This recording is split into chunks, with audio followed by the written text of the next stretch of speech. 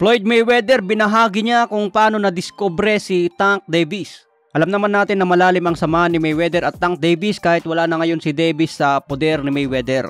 Kwento ni Floyd Mayweather mga tol, noong panahon daw na nagtutur si Mayweather kontra Canelo Alvarez. So habang nangyayari ang tour mga tol, dito daw nakilala ni Mayweather itong si Tank Davis. Lumapit daw noon si Tank Davis at nagpa-autograph kay Mayweather. Pinapirmahan daw niya yung cellphone niya at nag-take ng picture. So mula daw noon mga tol na sinubaybayan na ni Mayweather itong si Tank Davis. Pinangako daw ni Floyd Mayweather na balang araw magiging superstar ka rin kagaya ko. Kaya dyan na nagsimula mga tol na nasubaybayan ni Mayweather ang bawat laban ni Tank Davis. So nakitaan niya ito ng malaking potensyal at pwede maging superstar. Ang kaganda lang sa ginawa ni Tank Davis mga tol, pinagkatiwala niya yung karir kay Mayweather. Sa ngayon nakikilala na si Tank Davis kaya may karapatan ng umalis sa poder ni Mayweather. Hindi naman nagalit si Floyd mga tol sa ginawa ni Tank Davis. Pinayuhan niya dati si Tank Davis na gawin mo kung ano ang gusto mo, kung ano ang mas nakakabuti sa iyong karir. So abangan natin mga tol kung mapanatili ni Tank Davis ang kanyang undefeated record. Sa ngayon mga tol, 4 ang magandang kalaban ni Tank Davis. Laban kay Shakur Stevenson, Lomachenko, Teofimo Lopez at kay Devin Haney. Kung mabaklas ni Tank Davis yung 4 na yan, pwede nang mapasama sa mga greatest lightweight champion.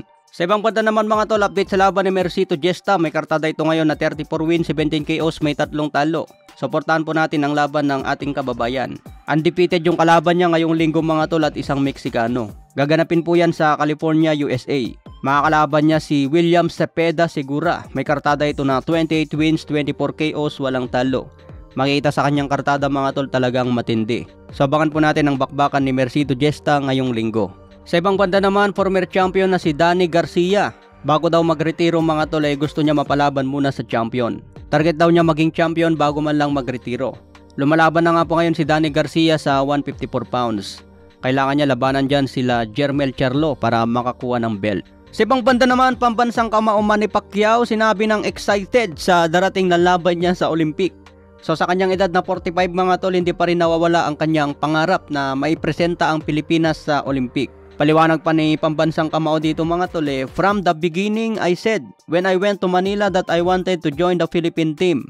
But I was rejected because they said I didn't know how to fight. So I was forced to turn pro at the age of 16. Matatandaan nga yung kwento ni Pacman mga tol, dinaya daw niya ang kanyang edad para lang makapasok sa professional. Kaya matindi ang pinagdaanan ni Pacman mga tol, no? Ikaw ba naman sasabihin na hindi mo alam lumaban, hindi ka pwede sa Philippine team?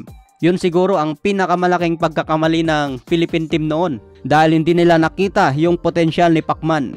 Kaya tignan nyo mga tol, hindi nakasali si Pacman sa Philippine team pero naging 8th Division World Champion. Kaya maganda pa rin ang nangyari sa karera ni Pacman. Sa ngayon mga tol, edad 45, hindi pa rin nawawala kay Pacman na gusto niya ipresenta ang Team Pilipinas. So abangan po natin yan sa Olympics. Umaasa si Pacman na makapasok sa Olympic 2024.